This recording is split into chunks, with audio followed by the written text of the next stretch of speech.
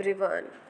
जय हो श्री हरि कृष्णाय गोविंदाय नमः। पुरुषोत्तम मास अधिक मास कथा हिंदी में अर्थ सहित अध्याय 11वां। श्री कृष्णाय गोविंदाय नमो नमः। नारद जी बोले, सब मुनियों को भी जो दुष्कर कर्म है, ऐसा बड़ा भारी तप जो इस कुमारी ने किया है, वह महामुने हमसे सुनाइए। श्री नारायण बोले, अतनंतर ऋषि कन्या ने भगवान शिव, शांत, पंचमुख, सनातन महादेव को चिंतन करके परम दारुण तप को आरंभ किया। सर्पों का आभूषण पहनने, देव, नंदी, भृंगी आदि गणों से सेवित, 24 तत्वों और 30 गुणों से युक्त, 8 महासिद्धियों तथा प्रकृति और पुरुष से युक्त, अर्धचंद्र से सुशोभित मस्तक वाले, जटाजूट से विराजित भगवान के प्रीतीर्थ उस बाला ने परम तप आरंभ किया। ग्रीष्म ऋतु के सूर्य होने पर पंचाग्नि के बीच बैठकर, हेमंत शिशिर ऋतुओं में ठंडे जल में बैठकर, खुले हुए मुख वाली जल में खिले हुए कमल की तरह सुशोभित होने लगी।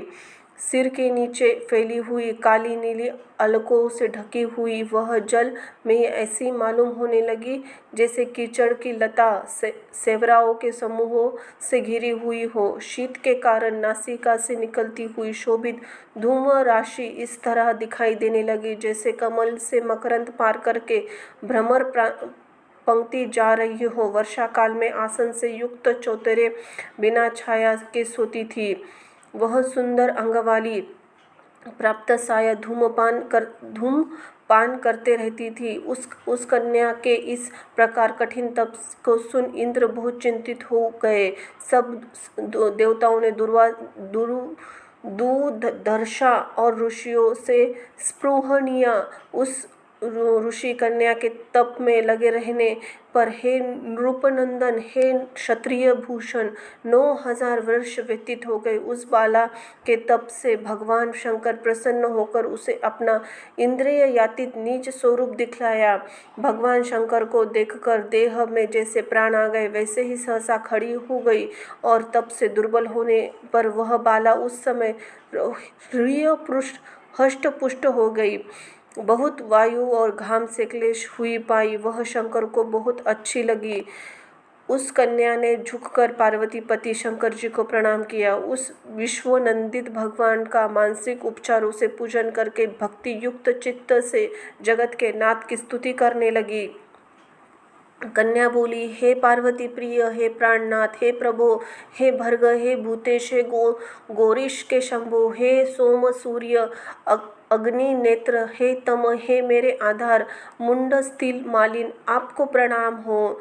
आपके तपों से व्याप्त है अंगों में पीड़ा जिसके ऐसा परम तथा परम घोर संसार रूपी समुद्र में डूबा हुआ दुष्ट सर्पों तथा काल के तीक्ष्ण दंतों से डसा हुआ मनुष्य भी यदि आपकी शरण में आ जाए तो भी मुक्त हो जाता है। तो हे विभो, जिस आपने बानासुर को अपनाया और मेरी अलर्क राजा की पत्नी को जिलाया, ऐसे आप दयानाथ भूते चंडीश भव्य भवत्राण मृत्युंजय प्राणनाथ, हे दक्ष प्रजापति के मख को ध्वंस करने वाले, हे समस्त शत्रुओं का नाशक, सदा भक्तों को संसार से छुड़ाने वाले, हे जन्म के हरदा, हे प्रथम सृष्टि के कर्ता, हे प्राणनाथ, हे पाप को नाश करने वाले, आपको नमस्कार है। आपने सेवकों की रक्षा कीजिए।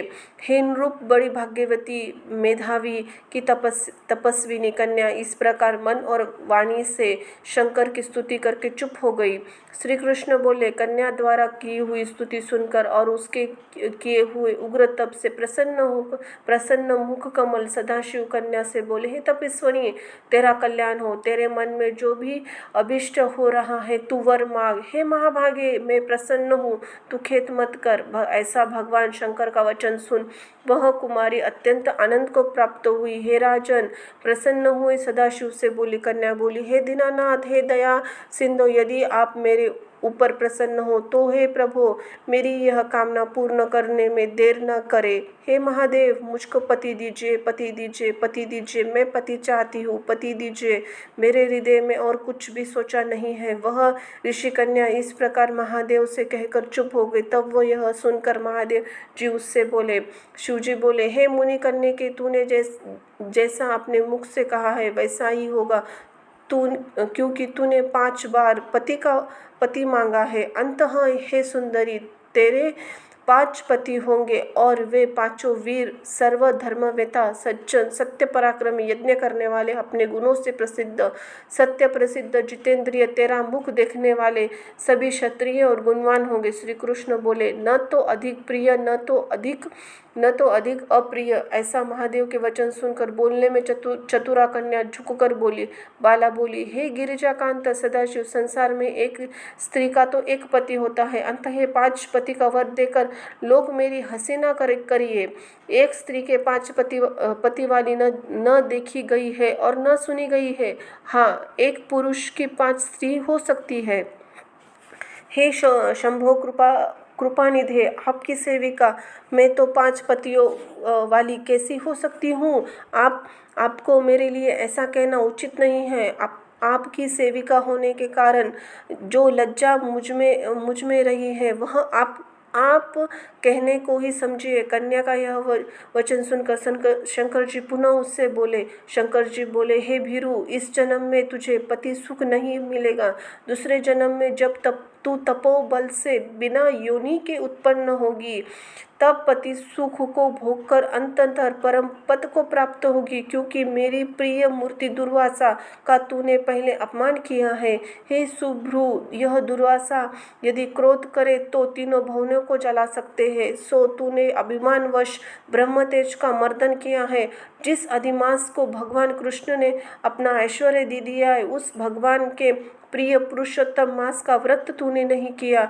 मैं ब्रह्मा आदि से लेकर सब देवता, नारद आदि लेकर सब तपस्वी जिसकी आज्ञा सदा मानते चले आए हैं, हे बाले, उसकी आज्ञा का कौन उल्लंघन कर सकता है। लोक पूजित पुरुषोत्तम मास की दुर्वासा की आज्ञा तूने पूजा नहीं की। हे मूढ़े, द्वि मजे, इसीलिए तेरे 5 पति होंगे। बाले, उसकी आज्ञा का उल्लंघन कौन कर सकता है। लोक पूजित पुरुषोत्तम मास की दुर्वासा की आज्ञा से तूने पूजा नहीं की। हे मूढ़े, इसलिए तेरे 5 पति होंगे। हे बाले, पुरुषोत्तम के अनादर करने से सब अन्यथा नहीं हो सकता। जो उस पुरुषोत्तम की निंदा करता है वह रोक नरक का भागी होता है। पुरुषोत्तम का अपमान करने वाले विपरीत फल होता है। यह बात कभी अन्यथा नहीं हो सकती। पुरुषोत्तम के जो भक्त है वे पुत्र, पौत्र और धन वाले होते हैं। वे इस लोक को तथा परलोक को सिद्धि को प्राप्त होंगे और प्राप्त हो रहे हैं। हम सब देवता लोग भी पुरुषोत्तम की सेवा करने वाले हैं।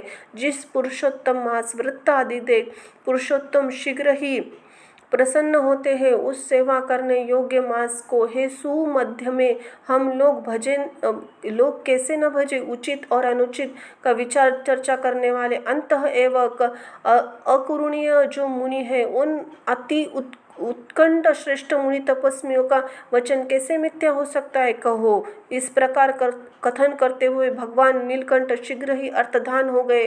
वह बाला युद्ध से भ्रष्ट मुर्गी की तरह चकित सी हो गई। सूत जी बोले, हे मुनीश, रेखा सदृश चंद्रमा से युक्त मस्तक वाले सदाशिव जब उत्तर दिशा के प्रति चले गए तब वृत्तासुर को मारकर जैसे इंद्र को चिंता हुई थी, उस प्रकार मुनिराज की कन्या को चिंता बाधा करने लगी। इति ही ब्रह्मद नारद पुराणे पुरुषोत्तम मास 11वां अध्याय समाप्तम। जय हो श्री हरि गोपाल गोविंदा की।